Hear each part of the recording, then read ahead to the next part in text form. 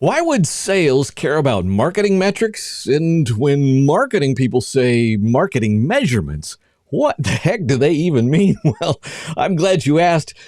Hello and welcome to Accelerate Bookings with Marketing Engine Visibility. I love those words, Marketing Engine Visibility. My name is Roger Courville, and welcome to another episode of Thought Leader Conversations, sponsored by the crew at virtual venues, where you can give yourself a promotion, instantly scaling your virtual and hybrid event production team so that you can nail your goals and strategy. And our guest today is somebody that can help you do that in spades. And I cannot tell you how excited I am to have Veronica Puailoa with me, go-to-market consultant, founder of ProfitEngineGroup. But I'm just going to get personal for a second. I don't know if it was 15 or 20 years ago that I worked with Veronica when she was at Citrix. And the journey that she's been on since is one of those mind-blowing things that brings together sales and marketing and even experience with private equity, right? More than 2 decades of experience in B2B software companies in sales and marketing leadership, again, private equity leadership, and uses this unique vantage point from multiple sides of the business spectrum to help you develop and implement methodologies, reduce cost, enhance ROI, provide a roadmap to consistently achieve organizational goals, all that and more today. Veronica, great to see you again. Tell us a little more about who you are and what you do. Yeah, you as well. It has been too long, so not 15 years next time, but yeah, no, I mean along the lines of your introduction, I have spent my career building go-to-market teams and strategies that are really data-driven, and they act as the company's engine, right? Like driving profitability and bookings, and to your point, I'm very lucky in that I've been on both sides of the table, the board table. I show up there as an executive focused on the metrics that I think matter, and they do. But then from a private equity point of view, you're really looking at it holistically, as a whole organization and how it fits together. And I will tell you, one of the common denominators I've seen on most organizations that are growing and that are growing profitably, they have those marketing metrics in place that are inextricably linked with sales. And sales and marketing, they work together. They're, the two different sides of the same coin. And when that happens, yeah, you do have this efficiency in how you drive bookings and how you drive pipeline. And it is shocking to me, the sometimes the lack of data that is looked at, or maybe it's the wrong types of data. And so they're all kind of linked together, and how a company and an engine is run basically. Yeah, I love the way you even just put that because I know you're typically working with senior executives or those who have visibility across channels, right? I mean, because if a sales leader is listening to this, one question they might ask could be, why should I care about marketing metrics and or vice versa? And I think one of the things that I'm excited to chat with you about is really putting on that value creation hat. And when we up level that conversation, thinking about how these things work together, we create Exactly. value in a whole new way, particularly in the engine context. In fact, maybe let's start there. When you talk about an efficient go to market engine, what do you mean? Yeah, so when I say efficient, I mean, maybe it's year over year you're booking more, or year over year you're developing and sending over more leads. But are those leads and those bookings accelerating at the same rate as your spend? So a lot of time you're throwing money at things, and you might see a little bit of an increase, but unless you're actually looking at it strategically and seeing how those dollars are being spent, you're not going to get the same bang for your buck, right? And so a lot of times too, when you have siloed sales and marketing and you don't have that visibility, you guys are working against each other. And so one of the things I have a good example of is that we we're thinking of marketing as like, okay, just send over leads, send over leads, send over leads. Well, that's great, but if those leads aren't translating to bookings, or pipeline, your sales reps are going to start to ignore you. And so you might be putting this money in, but unless they know how that's translating what the conversion rates are, they're not going to trust that when you send them Joe from ABC company, they're not going to trust to follow up on them. So unless you have that connection, you're going to lose that efficiency. I'm I'm smiling and now chuckling out loud because I've been on both sides as well. Because I've carried a bag. I carried a bag at Microsoft eons ago, and I've been a CMO. And one of my own personal kind of internal jokes, and I'm just going to put it out there in front of everybody, is that sales only ever has one of two complaints about marketing: there aren't enough leads, or your leads suck. Mm-hmm. And Exactly. you know, it might be an oversimplification, but really at the end of the day, to your point about alignment, it's important to go, hey, we're on the same team, and two, we need each other in a rather dramatic way. Just out of curiosity, when you think about the highest impact KPIs for driving sales efficiency, what do you have?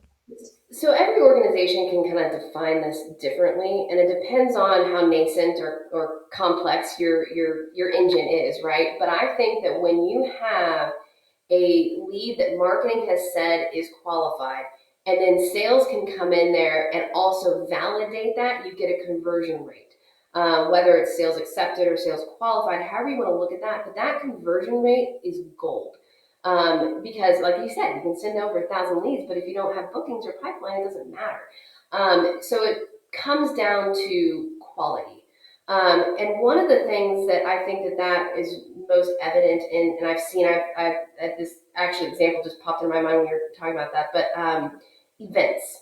So I was working at a company, and it was a couple of years ago, and I decided to look at our event spend.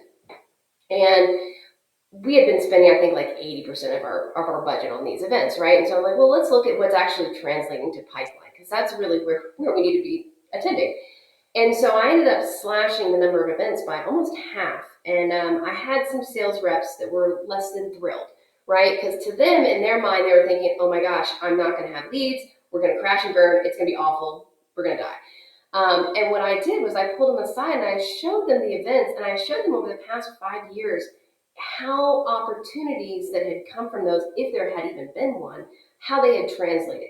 And the ones that they were saying that we should go to didn't really have much in the way of a conversion rate, right? And so some of the more key ones that we did that had that high conversion rate, we continued to have the $50,000 booth, and we saw that, right? But some of the lower ones too, we reassessed how even our presence there should be, right? So maybe we don't have a 50K booth. Maybe what we do is, if the sales rep thinks that they can get opportunities because we've seen one or two, we want to increase that conversion rate, right? Let's think about it differently. Maybe we should just send reps there in person and have things booked ahead of time, or do a private event. I've even done things where we've shifted from a booth to where we do a speaking slot, and you get those names and you have those conversations and you connect on a deeper level, and those conversion rates will go up. And so we say a huge increase in not just opportunity creation, but conversion of those opportunities, which is key. And that's kind of along the lines of where you start to build trust. You have that visibility between the two, and you can explain, listen, I'm not just cutting your events just to cut the events. There's a strategy behind this. And at the end of the day, what I want as a marketer is I want you to close bookings. I want to say that, 90+% of your bookings were either originated or contributed by, or influenced by marketing. Because that's going to help us kind of. I'm going to get feedback from you. You're going to get feedback from me. And we're going to get efficient in how we drive leads and how we drive opportunities. Just out of curiosity, how do virtual events or hybrid events fit into, or the virtual element, how does that fit into how you think about metrics? Yeah, there's webinars or virtual events, however you want to define them. They are an animal unto themselves, and they are a very impactful one. So another, actually, a different company that I was working with, they spent a lot of money on videos, and the videos weren't live though, and they were more kind of one-off little like social media things, which is great. But they had, I think, like 60% of their budget going towards kind of ads like that, and 20% of their budget going to webinars. But when you looked at the data, webinars drove like 80% of the pipeline creation. So we ended up switching. And so while both were important, they had different end goals. So the videos and the advertising was more awareness, right? But the webinars were actually the ones that were taking those leads that were further down the funnel and moving them from awareness to evaluation, consideration, and ultimately a customer. And so webinars are, I think, a resource that not everyone utilizes to the fullest extent, because they're usually, as opposed to going to, a conference where you're spending 100 grand with the booth and the people and the attendees and all the collateral, you go into a virtual event, you have almost higher quality conversations, because you're really targeting people that want to be there specifically to talk to you. But the cost is much lower, so the cost per lead goes down, and that's where the efficiency starts to go up. So yes, and there's metrics all along the spectrum when it comes to webinars, with attendance rate, registration rate, questions that get asked. And one of the other things that I love about virtual events is I think of it almost like a hub and spoke model when it comes to lead engagement and working with sales to get those leads nurtured. It's not just one event. You have the archive that sales reps can then utilize as part of kind of the sales enablement process. Hey, I saw you didn't attend this webinar, but check out the archive here. I think it's really beneficial to what you're trying to achieve. And so that now moves on from just a pure marketing event to a sales enablement tool. And we've done it too, where maybe the archive is one spoke, another spoke is you turn it into a blog post, and now you have additional content. You take snippets out and you can put it on social media, and it can continue to capture those leads and drive them to sales. So yeah, there are multiple benefits to doing online events for sure. Well, preaching to the choir on that one, given that I've been in this space for 24 years. But I'll say this, to me, one of the things that I started doing long ago was going, okay, what is the pivot? Because to me, there's a couple. One is that an event, and particularly a virtual event, has a life cycle that other forms of content may not have, right? If I have put up a video or a white paper, if I put a gate in front of that white paper, I collect a lead and begin my nurturing process. But an event that is live has this life cycle, right? Knowing that somebody registered but did not attend is different data point than registered but did attend. And then let alone did they ask a question or answer a poll. And one of the things that I think is often overlooked by sales teams are some of those metadata points that are possible along the way. And frankly, honestly, marketers screw that up too, right? Meaning that integration that you were talking about and how are we helping each other sometimes is just a function of, at least in the way we've implemented it sometimes, helping marketing know how to communicate to sales about what's going to show up in Salesforce or Marketo so that sales knows what to do. So that their follow-up is, say, a warm call going, hey, Veronica, I see that you attended our thing and you asked a question. Did your question get answered? It looks like you asked, should I do this on Tuesdays? And now it looks like you and I are personal as opposed to something, completely, utterly out of the cold. I'll share with you one and this is your show, not mine, but one extreme example. Worked with a client who had a kind of a parody product release. They were kind of behind in the market, and they had this release that was really nothing to talk about. It was just catching up on some features that all their competitors had, and they really wanted to make hay with it. Well, what they ended up doing, instead of just doing one webinar going, okay, version 8.0 is out, and here's what we changed, we actually worked with them to take that and parse it into 8 separate little chunks, and we took every tiny little thing, turned it into a 10 or 15 minute presentation that was a webinar unto itself. And then one of the sales engineers came around and just hung out and asked and answered questions. So it was like, ask anything. So they literally actually learned 2 things coming out of that. One was from the live events and the archives then of those events, they figured out just by traffic which of those little nuggets of this new release had more or less interest. And then second, because of the integration of the sales and the marketing, they took all those sales questions that were coming into the sales engineer, and he was a brilliant talker and could really represent the company well. But they took all that, fed it into Salesforce, and worked with the sales team to say, hey, here's how we're going to follow up. Of course, it helps to have the chief revenue officer sponsor this and say, this is what we're going to do. But then it became a warm conversation that was an extension of this thing that happened. But to me, I boil it all down between two words: conversation versus publication. And whether it's webinars or anything else, to me, one of the power of the live webinars is conversation. It's not just another form of publication, because frankly, the world has a lot of noise, and publication should be thought about strategically. So now I'll get off my soapbox.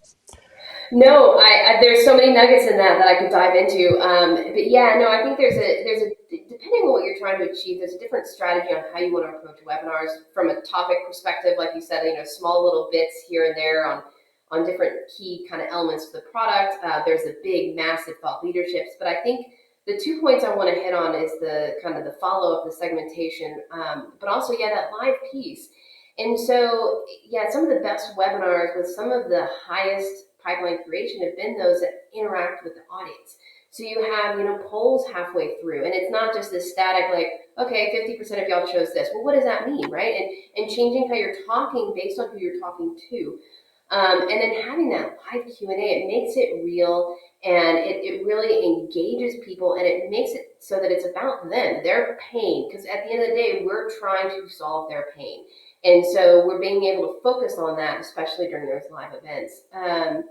The other piece to that is you hit it right on the nail on the head. I mean, it's that segmentation. And so part of what I try and focus on with my customers is like understanding how lead scoring works too, because it will help you figure out how you follow up. So not, okay, so someone registers for a webinar. It's not like every single person just gets 20 points and that's it, towards your kind of lead threshold to become an MQL. They might get, 5 points for registering, but they get 10 more points for attending. And depending on how they interact, maybe they get, scored differently there as well. And so you're able to identify the ones that have been, repeat viewers and attendees, people who are actually engaging. And those are the ones where, a lot of times we'll send a very customized alert to a sales rep saying, hey, you need to follow up with this person immediately. Here's what they asked about. Here's their attendance rate. And you can automate all of that too as well through certain, marketing automation tools. Marketo's one of my favorites. But it's great. And then a lot of times too, it's an opportunity if you have a BDR or SDR team to take those lukewarm ones that you don't necessarily, and this is part of the trust thing, right? Giving the high quality ones to an account executive. But the ones that are kind of lukewarm, maybe they've attended to, but they haven't spoken up yet, or something along however you want to define that. You can have a subset of those go to an SDR and BDR team to attempt that outreach. And then once they have that conversation, that's at that point where they can qualify it further and move it on to an account executive. So again, you start to increase the quality and the conversion of the leads you're giving to an AE to help build that trust. And webinars are a fantastic way to do that. I think it's one of the most three-dimensional tools out there for a marketer when it comes to nurturing and gaining leads. So I just thought of this too, but and let me actually be really clear. To me, I'm not it makes me sick to my stomach when somebody says our tactic is the cat's meow. Right. So I've been in the virtual events business since 1999, but it's not the only tactic. It's a tactic, right? To be clear, one advantage of the tactic could be, to your point, use kind of like, okay, do we spend $100,000 going to this particular event, or do we parse that in terms of how other ways to tackle it? One of the ways that I think you can get creative with virtual events and still have that conversation is to have more frequent but more targeted, right? So like I've worked with clients to build out, say, a sales cycle that, call it a 3 or 4 point sales cycle. but then target it in kind of into, call it three boxes times three boxes, right? Business decision maker, technical decision maker, economic decision maker, or whatever you want to, the language you want to use. But then you can get really specific. So instead of this one webinar having to be a Everything. topic that tries to spray and pray and cover everybody, you can get really specific in terms of the Yeah. language. And I've got a chart I can send you. I'm happy to send you if you want some examples. Question for you though. I think a lot of this comes down to trust in trying something different than what we may have just seen in the past. Talk about Yeah. trust when it comes to sales and marketing. Yeah, I think it boils down to it's this I don't want to say age old kind of rivalry between the two, but a lot of times they do act almost as competitors. Like a sales rep doesn't want to say a lead came from marketing, or they don't want to spend time on things that they don't think it's going to translate. To them, and I feel like I can say this because I was in sales, but sales reps, I mean, to a sense, they're coin operated, right? It's like they're Mhm. gonna do what they think needs to get done for them to close a deal. And so one of the other things too that I think builds trust is when you can show them how marketing can actually accelerate a sales cycle, which a lot of, if you're just starting out, that can take some time to build, but when you have that going, it is so impactful. You can actually pull up, closed won opportunities and compare them to ones that haven't been touched by marketing. And there is, I guarantee you there will be a difference. And part of that comes with marketing doesn't just end when you create a lead and you hand it off to sales. And so, it's kind of the chicken before the egg, or whatever, however you want to phrase that. But you need to be able to have the sales reps trust you to continue talking to their opportunities, continue inviting them to webinars. And actually, I've seen cases where we will have a pipeline that we target specifically with a webinar that is focused on things that are relevant to people that are making those final decisions. And so something I've seen topics that translate really well to that are when you have customers come on almost like a case study, which if you think about the marketing funnel and the content you create is much lower on the end. It's kind of that end stage before they become an opportunity. And you have people that are currently talking to sales reps as part of their sales process now get exposed to existing customers that can talk about how our solution helps solve their problem, help them achieve, their goals. And it creates that validation. And then you start to have the sales reps proactively reach out and make sure that are you sure that my opportunity is on this webinar? Yes, they are, definitely. And then you can have that trust that we're a team, right? It's not my leads versus yours. We want the ball to go. We want the company to succeed, and we're only going to do that if we're working together and we have that efficient communication going on, which starts from beginning to end. So, I love that. yeah. So let me, in fact, I'm even going to have you rephrase some of that because I'm going to ask you in a sense, the same question in a different way. Okay. What are some best practices for building trust between sales and marketing? Yeah.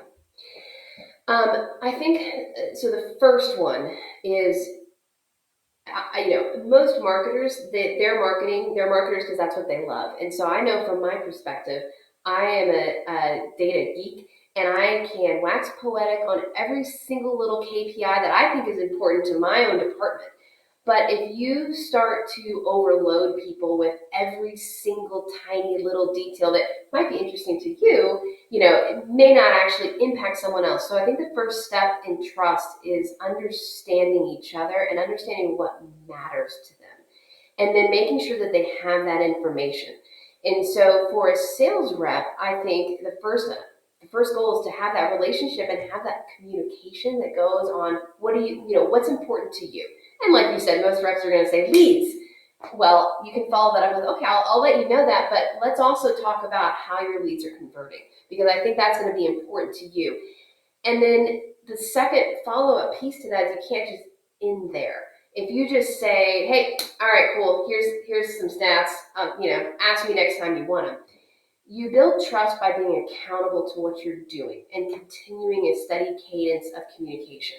So if you maybe have a bad quarter, sales needs to know about that. And you shouldn't be afraid to communicate that, because at the end of the day, too, it may not affect them immediately, but sales cycles, can take 9 months, more than that sometimes. And Right. so if you're telling them, "Hey, guess what? I missed my mark by 20% of what we were going to deliver in terms of leads. And I know, and you know, that our leads are going to convert at a 40% rate into quality pipeline." I'm just throwing these numbers out there. That means, sales, that you need to plan ahead and maybe pick up your own outreach to help compensate for that, because your pipeline is going to get affected in 3 months or 6 months or 9 months. And having that conversation and having sales trust you, that you're going to tell them when you're not hitting your goal necessarily, so that they can plan ahead. And again, it builds that accountability and that trust. And you start to work together and you start to brainstorm, okay, what can we do to maybe over exceed our goal next quarter? How can we work together? I think that those two key pieces interlock, and they are essential to building that trust. Put on your private equity hat. You're Hmm. sitting in front of senior leadership, including the senior sales and marketing people in the conference room. Hmm. What are you telling them about the essentials of creating value?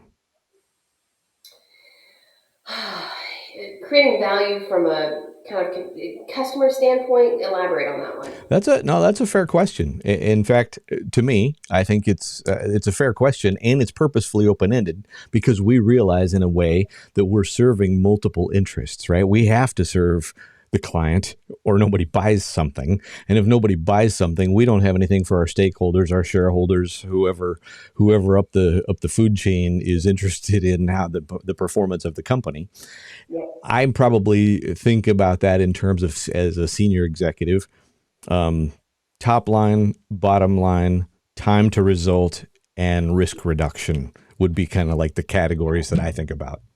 Yeah, I think if you're sitting on that side of the table, which again I've done both, you are looking at it from a larger picture. And so I always use the trees versus the forest analogy. And so the marketing or the sales guy, the CMO, the CRO is sitting there, they're focusing on, okay, hey, I did this for this company. Go me. As a CMO saying, "Hey, look, we hit our goal. Every single quarter, we're awesome." Well, from the other side of the table, that might be nice, but it's not the meat of what they're looking for. What we're looking for, we're looking for departments and people that are able to think strategically and actually drive towards a company goal. So when you're creating value from a department level, you need to understand what the goals of the company are and work towards that. Not doing things that you think are bright and shiny fun objects to hit on and focus on. You're essentially, you're making sure that what you're doing the most efficiently that you can do to drive towards that goal. And whether it's, maybe the company's goal is to get to, a certain level of EBITDA, or it's there to get, to profitability, whatever that is, what you are doing should be driving towards that. And I think from the metrics perspective, what you report on and how you drive value is that you show how you're contributing to that goal. So I'll just focus on marketing because that's my favorite child, I would say, just given my background. But from a marketing perspective, yeah, you're actually, one of the things that I would look for is something called marketing contributed bookings. And essentially, what that means is that you can show that you're not only affecting bookings from an origination standpoint, but also from an influence standpoint. And if you can show that what you're doing is helping achieve that bookings number, and you're doing it through efficient campaigns, webinars being one of them, through efficient and targeted content that focus on the pains of the customer, and not just like, look what we do. It's what are you trying to solve, and how can we help you do that? I think that's the biggest point there. And from a sales perspective, yeah, the quicker you can achieve something, the better. So it's not just hitting the goal. It's, are we reducing our sales cycle because we're having, better conversations? We're having those, asking the right questions.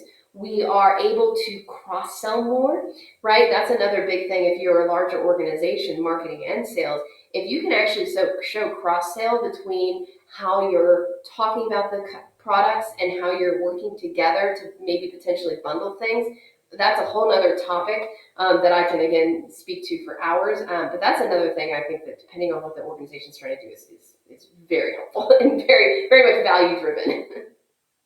Just out of curiosity, let's just pretend that conversation is getting casual in that same boardroom. What what would you say if somebody said, I don't need to measure everything? And and I'm purposefully asking a provocative question, but here was my personal experience. I was working with a client once. I was working with the VP of sales, and I said, "Hey, how are we going to measure the success of the program I'm putting in?" And she's like, "You know what? If they come back and do X, and I don't even remember what X was, if they book a few more demos or whatever it was, we're good." Meaning she had this instinct about what the result needed to be, Mm-hmm. but she didn't care if we measured it per se. I've had a similar conversation with somebody once where they had a long sales cycle. I forget if it was 9 months or something like that, and thought that based on the nature of what was coming together, that they could drive a month out of that equation. And I'm like, okay, so how are we going to measure that? And they're like, we're not. Now, anything can be, you can isolate, measure, and monetize anything, but they realized within their organization the amount of time and coordination it would take to figure out exactly how to A/B test whether the sales cycle was 9 months or how they had actually dropped it to 8 months or something. They were just happy with doing a gut check, going, Yeah. okay, we're moving in the right direction, as opposed to the amount of effort that it would take to actually measure that data point. I'm just curious, um, if that conversation came up in that same boardroom, how Yeah, you'd weigh in. well, it actually, I kind of, so one of the things that I mentioned earlier is that you don't want to do like a data overload to people because it's not going to matter at the end of the day. It might matter to you because you're a data geek like me, right? But no one else is really cares. Like you said, they care about the end goal. And so, one of the things that I talk about with my executives when it comes to budget planning time, which is actually that should start probably in September, so we're a little behind there. But it is figuring out not just what the end goal is, and it should be simple. It should be something easy that people can articulate and understand, but understanding what the leading indicators are. So you might say, okay, next year we need to hit, $1 million in net new bookings. Okay, well, from a marketing perspective, what does that mean? So you can work backwards and you can tell them, okay, maybe the metric that you need to measure is not necessarily bookings, but what you need to report on is one thing, and that's pipeline creation. So if you have a 6 month sales cycle, that by June you better have X amount in the pipeline generated, because then if you don't, very difficult to hit that goal. And you're going to know that ahead of time. None of the other stuff like what's your email open rate month over month. No one cares about that. You may, but no one else does. So yeah, I think you do measure, but it's a matter of what you measure. And part of that budget planning process too is you can get overwhelmed with how many metrics there are out there. And so back to kind of that kind of trust thing is when you are thinking about, okay, what do we need to spend next year to drive towards that $1 million bookings number from a marketing perspective, you need to make sure that sales is on board and you guys understand what metrics you're going to look at. And the other thing is retroactively. I don't know if this is something that you kind of meant by this too, but a lot of times it's understanding what's happened previously and the metrics to look at from that perspective to understand how to pivot going forward. So I don't know if that answers your question. I can dive into that, but yeah, Oh, yes and no. I was just making conversation because I've had those conversations where they're Yeah, like they didn't care specifically about um, doing what it took to get to that result. They just realized that was an influence. Hey, if we can shorten the sales cycle or something like that, we're moving in the right direction. yeah, That's one of the things actually that I loved though about something I think I saw it on your website, ProfitEngineGroup.com, that spoke to marketing engine visibility, which, if I'm understanding correctly, the way you're using that term, that's about us coming to consensus about what metrics are those that we know move the ball down the field, right. and how do we come together around those metrics? Any other thoughts on that? That word combination, marketing engine visibility. Yeah, yeah, and it's really, I mean, you do have the marketing engine, and that is important. I think the full go-to-market engine, and that's marketing, that's sales, that's post-sales, that's bringing them all the way back around. Yeah, I think making sure that everyone is on the same page as to what matters, because you go in there and you're able to define those KPIs that are going to drive that engine forward. You're going to start to have this. Everyone starts to work together, right? And so, yeah, I think that's important coming to consensus. I think it's different for every organization. While there are some gold standards on what you should look at, right?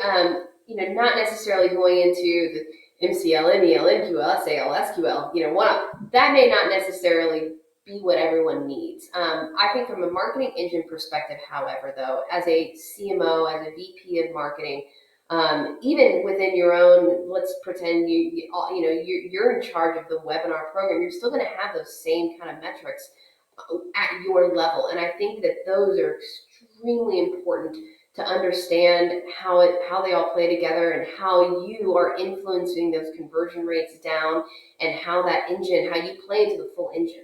Webinars, like you said, they're a piece of that engine. They're both a piece of content, but they're also a channel. And so that engine, it's a big cog in that. And so understanding how you play into that and how you will influence that engine will help to improve the output. You just said something in passing that I want you to elaborate on. Mhm. Webinars are both a piece of content and a channel. Mhm. Describe what you mean. Yeah, I mean, the content is easy, right? It's this conversation that we're having. It's the five other spokes in that wheel of what you're going to create after it: the archive, the blog post, the Q&A follow, whatever that is. But it's also a means to communicate with people, and I think that that is what makes it special. A white paper is a piece of content, not a channel. You can post it on different channels, but webinars are unique in that they can do both. They are a channel. You can post it on other channels as well. You can post your archive on your website or your social media. But they are an outlet for communication, for connecting to people. And so yes, they're a little bit like me. I mean, I like the operator and the private equity. They're a little bit of both. So Veronica, what would a go-to-market consultant like yourself wish that the CRO or CMO would ask when they first hop on the phone with you? What should they ask that they may not be asking? oh gosh, I think a lot of times when you get on the phone with someone who's looking for help, they have an idea in mind of what they want, and that's great. But I think what they need to ask themselves and to ask me is, how can I improve on what I'm currently doing? How can I be more efficient? I probably overuse that term too much, but efficiency in anything that you do is so critical. And so you might come to me saying, okay, I need to create a database of graded prospects so that my sales teams know who's to target. And so I need help identifying an ICP, figuring out a grading methodology, how to capture that information. That is all perfect, and I would love to do that. But they should also be thinking about, how can I do that efficiently? How can I do this better? Like okay, so we're gonna create a customer prospect database that aligns to our target customer. Well, how do we actually outreach to those efficiently? How do we do that in a manner that will be able to drive the biggest impact to bookings and pipeline. And so, yeah, and there's a multi-answer response to that. But yeah, I think it's the efficiency metric. People overlook that a lot. To them, it's sometimes it's let's just drive bookings, but it's the efficient piece that makes you profitable. And I think growth, while not easy, growth can be achieved without profitability. But when you're efficient, you become a profitable growth company, and that is where the real success comes from. Veronica, thank you for spending a little time with us today. So, Hey, tell us a little more about how to get in touch with you. yeah, you can reach me on the website. So it's profitenginegroup.com or directly Veronica at profitenginegroup.com. That is awesome. And you know what? I'm going to be merciful, and we'll get you on with your day. I have a hunch we could talk for another 5 hours, if nothing else, just trading stories and maybe doing a little catch up along the way. Again, thank you to Veronica for spending a little time with us, and thank you from the crew here at Virtual Venues. Just in case you need a little help with your virtual and hybrid event production, we're at virtualvenues.com. We'll catch you on the next episode of Thought Leader Conversations.